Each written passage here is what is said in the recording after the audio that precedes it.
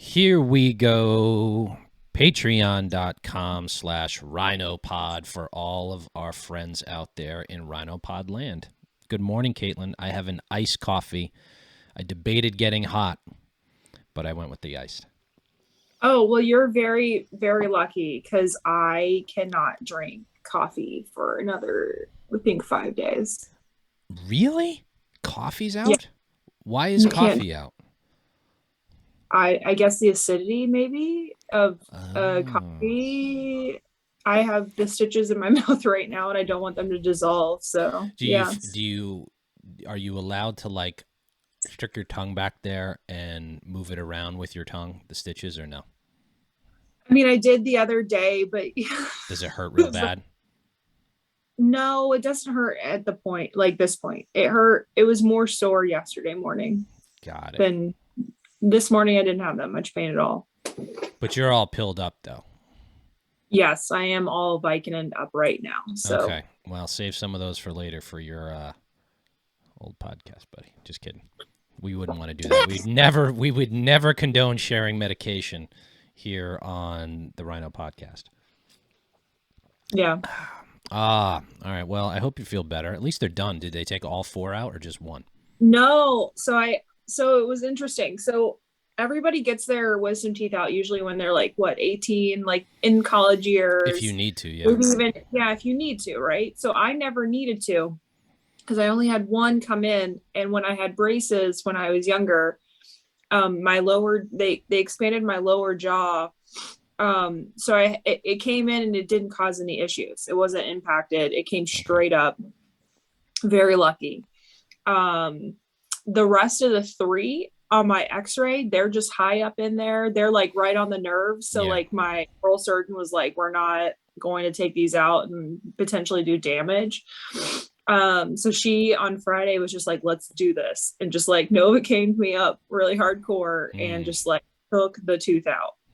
Um, yeah. And then I had to go to the ER on, I guess, really early on Saturday morning because I had an adverse reaction to a medication. Ooh.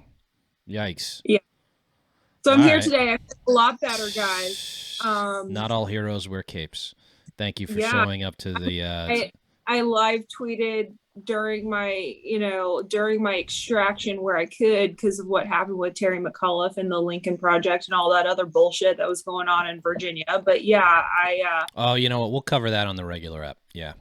Okay. yeah, but that stuff Maybe a really little pissed bit, me man. off. I What a tweeted through the Novocaine.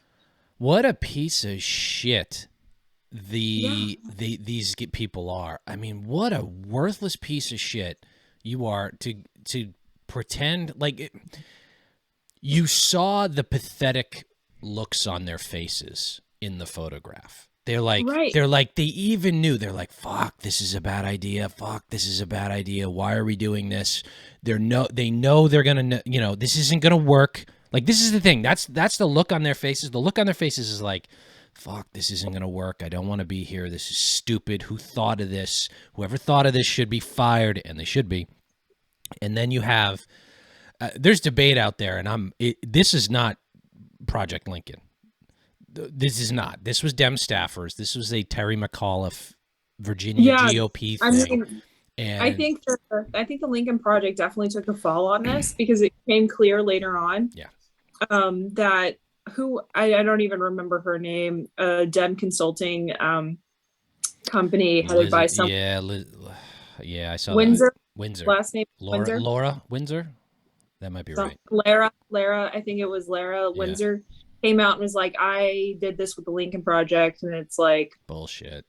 it wasn't really the Lincoln Project, it was you. Yeah, Like, yep. I mean, did people honestly think that that was going to work? Like, it was clearly staged and clearly a stunt. Like, you got a black dude up there trying to be a white supremacist. But also, it's like you put their faces out there. It took maybe an hour, maybe an hour and a half for them to Yeah. find the female Dem staffer who Yeah. who all of a sudden their accounts went to private. Went to private, tried to change her handle. Like, I'm not interested in the doxing aspect of it. Like, Well, they put who it was out there, that's fine. But like you put You did this. You made a choice to do it. It was a disgusting act. Well, It was clearly a stunt. And why would you even try to invoke, the, what happened in Charlottesville a few years ago because they're to well, all right, to answer all those questions. One, because they're that big of pieces of shit that they would do that. They are that stupid that they thought it would work. Like, nobody spoke up and goes, guys, this isn't, what are you talking about? This is not going to work. And I'm not talking about the doxing piece. I'm talking about the well, one, yeah, like, fuck those people who did that, who purposefully and maliciously did that. That you're that Virginia Dem employee or your staffer, like fuck them from here forward. I mean, they'll probably get a job again in Democratic politics, but that stuff is allowed over there. Like, they'll get a job. Yeah, Like, they will. I have no. The Dems allow such crazy ass shit in their politics and even in electoral politics that Right. they'll be fine going forward. They don't need. I'm going to be perfectly honest here, Jeff. So here's the timeline of what happened. It happened. We found out who it was. Then the Lincoln Park Project tried to take the fall because Vice News came out and said, we know who these people are and we're going to publicly say who it is. So they took the fall. Like, let's be real. They took the fall for this. Yeah, they got paid. They said there was probably something, hey, we'll take the fall. Yeah. It's going to cost you $300,000 or whatever it is.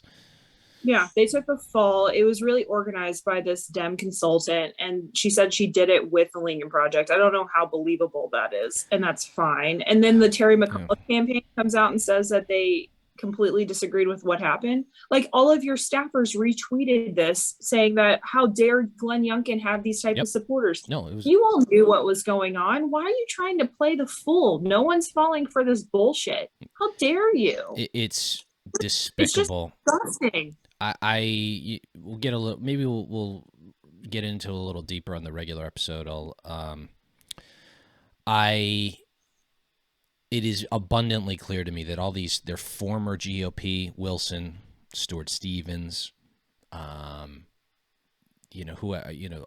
the guy that used to go on MSNBC, the fatter one of the bald idiot, Steve Schmidt. They're all GOP consultants, right, for presidential campaigns. But which presidential campaigns? McCain lost, Romney lost, Bush lost. Have they been a part of? Were they on anybody's winning team? I guess maybe Bush for governor. Steve Schmidt was on, I think, NRCC back in 2004, 2002. Okay, but.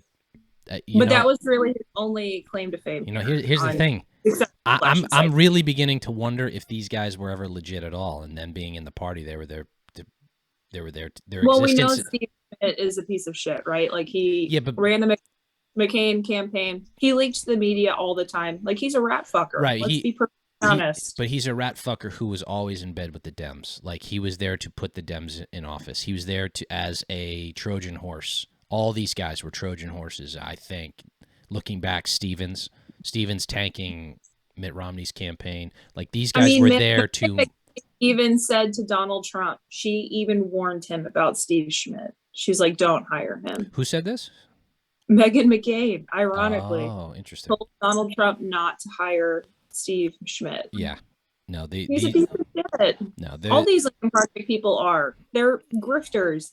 All they do is they put out ads that don't cost hardly any money to produce, and then they use the rest of their money to, I don't know, pay off their taxes, buy homes. Yep. Like, it's disgusting. And how liberals donate to this, it's kind of funny how it's just like a grift scheme and it takes liberal money, but at the same time, like, they do damage. Like, look at what they did here. Like, there's no audience for them except they're useful dupes, greedy little fuckers, designed to tank GOP campaigns. But what we wanted to talk about on this podcast for the Patreon members was the Politico article that came out in the last day or so, about the Ruthless podcast. Written by, like, I mean, you could, this guy's straight out of Central Casting for a lib reporter. I mean, with the Sally Jesse Raphael glasses and the stupid haircut and the, you know, effete look about him. Yeah. Yeah. Well, let me He looks let like me a- just say this. We both listened to the Ruthless podcast. What did you think of what they wrote about it? Because I had some thoughts. I thought there was actually a couple things that were on point that was interesting. Oh, I just thought it was just a hate entry into Politico's, like, I mean, like, I just thought he listened to one episode and like didn't really, he came into it already hating conservatives, Mm. so it was par for the course. That's pretty much what I got for out of it. Um, yeah, I mean, I knew the angle, and even when he tweeted the article, he was like, it at least he was self-aware enough to know that him writing the article would be used as a badge of honor, and he used that term badge of honor for the podcast, and it is when it's like when but this is true. This is something that too many Republican politicians have not realized yet. When the media comes after you, that's a good thing. It's a good thing. I mean, unless it's like a really stupid scandal, but if they come after you for your positions, that's a good thing because it gives you the opportunity to hit them back because they can't help but lie. So the And the reporter, public, yeah, guys, like the public can now see. I mean, the media's favorables are so low, Mhm. um, that the public can now see when they lie. That's the biggest thing here. There are a couple things that I think the guy got right in the article, and allow me to elaborate. And if you're at the Ruthless podcast and you're subscribed to the Patreon, which I think there's a couple people involved in the universe that are that overlap, but there is some stuff that, one, the intro to King of the Hill, you know, when it's way too long. It's not it's not funny. It's not funny. It's kind of hacky. No offense, but you got to cut that. Like, just ring the bell, ring the boxing bell, and then we know, you know what the game is supposed to be. The minute-long intro of the drawn-out announcer. That's just pure listenership. That you gotta clean that up. The second thing is they are approaching it from the establishment point of view, right? Which I like. I'm a fan of, but also you got to be willing to fight within our side when the establishment is right and is attacked. Like a few weeks ago, Charlie Kirk was going after McConnell for extending the debt ceiling, right? And he called him a sellout. But I saw what McConnell was doing, and I think those guys did too. And do you know if they hit back at Kirk at all? Because I didn't hear them. No, No, I didn't hear that like either. McConnell, I mean, like, go ahead. yeah, the game was so clearly obvious what McConnell was doing. Like, Right. the Dems are still in disarray over the two recon bills. Mm-hmm. Um, and we don't see an end in sight every single time. It looks like they have come to a solution. They have not. And so, I mean, I don't expect Charlie Kirk to be intelligent. So I was not surprised at his answer. But yeah, you have to start hitting back at that and explaining Yeah. why, from the minority position, McConnell is doing a great job of being an oppositional leader. We right now can only work within procedural efforts and try to divide their coalition as much as possible, and we have succeeded in that, and we have succeeded in that from a procedural efforts through McConnell. Yeah. He's brilliant. You have Charlie Kirk, right, and then you have Charlie Kirk coming in with some stupid strategy, and that is short term. You have to. McConnell looks at the long-term game and sees where the GOP can succeed through procedural efforts, along with having the base behind him. Right now, I mean, the base, I mean, every single time we're in power, the base loves McConnell. Every single time we're out of power, they call him a liberal hack, which is stupid and kind of par for the course at this point. I remember when they called him a liberal hack in, the Weekly Standard. So do you remember that? I No, think I this was don't actually. That's I funny. think this was post 2012 where they were calling him a liberal, which I thought was stupid. But anyway, I mean, Charlie Kirk again sees in the short term, follows whatever people are saying online, and doesn't really say anything with merit or intelligence. McConnell is clearly But trying to steer the ship and just listen what he has to but say. he's got the problem is Kirk has a big microphone, his big goofy Yeah. haircut, and he's got a big microphone. So other people will burp out, what he says, and Ruthless has a good opportunity to hit back within the universe and go, shut the fuck up, Charlie Kirk, because it's the thing. It's like you're kind of afraid to because you don't want to. I've passed this a few months ago, like where you don't want to. So you want to play Hit nice right. with our side. You don't want to hit right but you know what? When you are right, you got to hit right because otherwise, at what point because they're going to keep pushing it. We see this with the populists on their economic policy, the integralists on the same. And I'm past it. It's like, okay, you guys are right on some things, but you're really fucking wrong on others, and let it be known that here's why you're wrong. And as soon as you stand up and get in their face, they're like, oh, suddenly their microphone gets turned down a couple notches on their volume. If That's you why, yeah, I keep pressing that point. I'm like, I don't give a shit what Charlie Kirk says. I don't give a shit what any of these thought leaders say. I give a shit about how we can actually confront the Dems right now from the right, minority and do this in intelligent ways that keeps our coalition together. Charlie Kirk does not provide an answer for that, and neither do any of these other thought leaders other than plain opposition. If you are plain opposition and don't play the game, then you're going to lose electorally because our voters are going to see that, or and either any voters, any indies that we want to come to our side, because that's who we're trying to get, the indies, to help us win and move forward into a majority. If you don't get them and you don't play the game, then you're going to right. lose in the next election cycle. So So you have to play it. right. So this is important because there's two sides to this aspect. One about the article I'll circle back to in a second, but to finish up on Kirk, if you let Kirk have the microphone and too loud and don't hit back and go shut the fuck up, here we have a strategy, and it's more than just like getting donors in the immediate term and calling people sellout, right, or you caved, because that will, that kind of cancer sort of spreads unless you arrest it immediately. So you have to hit back at him and explain why, because the long-term strategy, one, now I'm confident, and I said this a few weeks ago, I don't think BIF will pass, bipartisan infrastructure. I don't think that'll pass. I don't think recon will pass.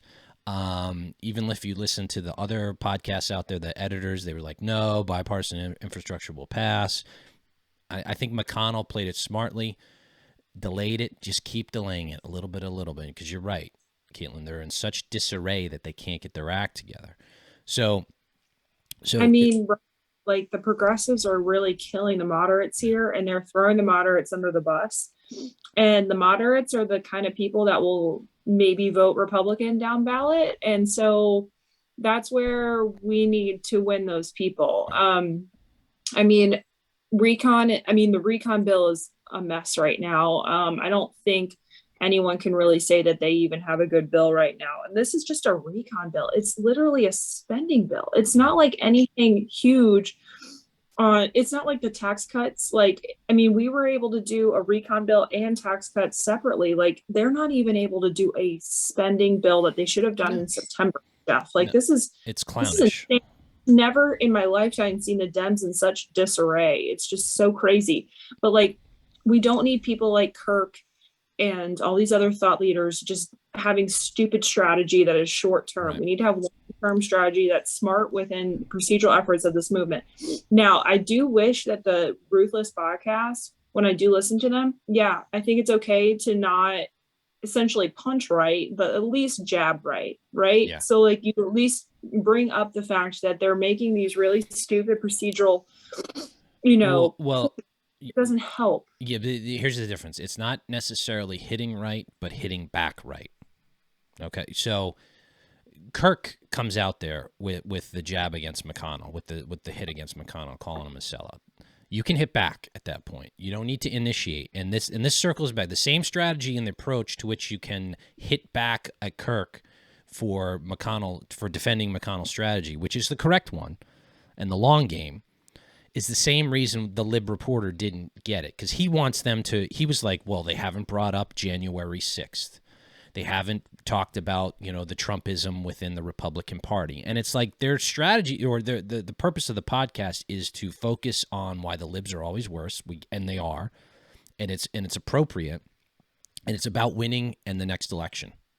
And it always is, unfortunately. I mean, whether you, this is where the divide, Charles C.W. Cook and Kevin Williamson on their Mad Dogs and Englishmen podcast I caught last week. The basic divide between where we get with Jonah and David French and even Williamson and Charles C.W. Cook splitting separately is they think the bigger threat comes from the right. We think the bigger threat comes from the left. And that's essentially where this dividing line of why we're squabbling internally. And eventually it will all settle down because they'll realize that no. The left is the much bigger threat culturally, politically, economically, all the different reasons. And even with it, Jeff, I don't think that the squabbles within the right are that much as a big deal as the squabbles on the left. The left right now is having a huge issue with even doing paid family leave. What else did they want to add in? They wanted to add in more climate change funding. Manchin's big issues were how social programs are paid for. That's a huge talking point between even the centrists and the progressives. Okay. Yeah. They disagree on how that happens more significantly than how, anyone on the right really truly disagrees, in my personal opinion. Right. I do want to get back to the point where this Politico opinion writer said that the Ruthless podcast didn't address January 6th. They actually did on January 8th in their next podcast entitled Nobody's Happy. I actually remember listening to this. It was excited to hear it because I wanted to hear their perspective on what happened. And they were this good. is where I'm like, this is where when I read the article, I was like, I think you listened to one episode and didn't really you listened to maybe a few, but didn't really go deep, didn't do a good deep dive into what the podcast has to say. If you had done that, you would have seen that they had addressed January 6th. And you're right. I remember that episode. They did. They just don't harp on it like the left wants to and make it a total thing. Well, we don't like the dispatch crew to harp on. Like, go fuck yourself. We don't have to address everything that you all say in order to move our message forward. I don't understand this talking point where it's like, well, they don't talk about January 6th that much. Well, we don't have to talk about what you want to talk about. This is where the shift has come in the past few years that I've seen, and I'm going to have to end this episode in a minute because I think my dog is eating my house, and I can hear it through the walls. The shift has come as too many old school politicos on the right are used to playing defensive, saying when the left attacks you, it's like, well, defend the attack on what they're saying and then never go on offense, where Ruthless has completely flipped the dynamic and been able to just focus on the next election and what we know people are more concerned about. Right. Like Jonathan B. Last from a few weeks ago was like, they didn't mention Republicans once. They didn't mention Trump. And like, he was just flabbergasted, the two dipshits from the Bulwark. They didn't grasp the concept that like, people are concerned about inflation and the economy and now they're crime and immigration. Right. They're even retconning Terry McAuliffe's support from within the Bulwark by, talking about how Glenn Youngkin and his relationship within Trump. It's like, wait a minute, you all pretty much as a entire publication endorsed Terry McAuliffe as the Never Trump Republican publication. Right. And the reasons why you don't like Youngkin is a mainstay of Terry McAuliffe as a person. He literally thinks that the 2000 and 2004 elections were illegitimate. Yeah. Like, no, it's insane. It makes no sense. Yeah. And just the last thing, I mean, the libs are going bananas. They're in charge of everything. They have no idea what to do. Like, and the thing is like, Biden's just not a good leader for them. Like Obama had a vision, right?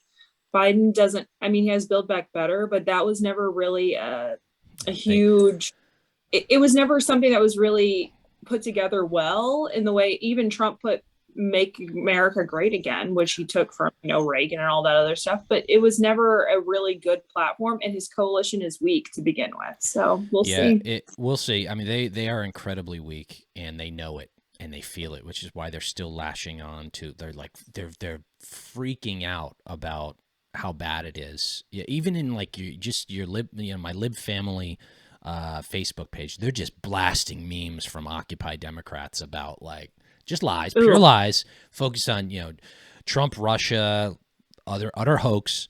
No one gives a shit. No, like it's like nobody gives a shit. Nobody gives a shit, and it's just like. Mean, Jeff, I do have to say, last week I paid $38 to fill up my gas tank. I drive a very old Toyota Corolla because I still have not gotten my new car yet. I'm getting there, guys. Just get the. I have the money in the bank now, actually, to just buy the car outright. I just haven't done it yet, and so yeah. Anyway, I paid $38. I usually used to pay like $32. And the reason why is because we don't have energy dependence anymore because of Biden's actions to shill to their political base. I mean, when you don't think of things in this way, it's a direct consequence. And it's not, you and I are in a fiscal position where like we don't have to really worry about that. Who has to worry about inflation, rising gas prices, issues with supply chain? It's people who are below us in a lower tax bracket who have to worry about this. And you are not helping them at all when you all have bad monetary and fiscal policy. So we need to. Let me tell you, we're not immune to that. I'm not immune to that. I mean, I've lost my job. I've been laid off plenty of times in my life. It can happen. You try, you mush through it the best you can, but it's like I'm not independently wealthy. If I'm out of work a few months, things start to get hairy, real bad. So, anyway, that you want to wrap up? Yeah. Okay. Anyway, that's we're the Ruthless variety program over here. Absolutely. Absolutely. They're laser focused on 2022, which is where they should be, which is where is where we are too. Even in Massachusetts, can't say that all Republicans are. So we're on the same side here, and we enjoy the program. Yeah, the folks that what Ruthless gets is it's all about 2022, and it's not about refighting 2020, and more people need to wise up to that. But you also have to kill the long drawn out intros to the bits because they're just not. It's just too long. I smashed 30 and 30 again to get to the actual. Oh my god! Yeah, I'm just letting you know. My favorite is Claim to Fame. That one's my favorite one. Well, they do. I do love their regular punching bags of Tom Nichols and Jen Rubin. I mean, because it's just those two individuals. Tom Nichols, the biggest asshole on the internet. Such a prick. What was said. Yeah. All right. We'll wrap up for Patreon. Spread this around. Patreon.com/RINOpod. Only $1 a month. We always appreciate our patrons, and we will see you next time. Bye-bye.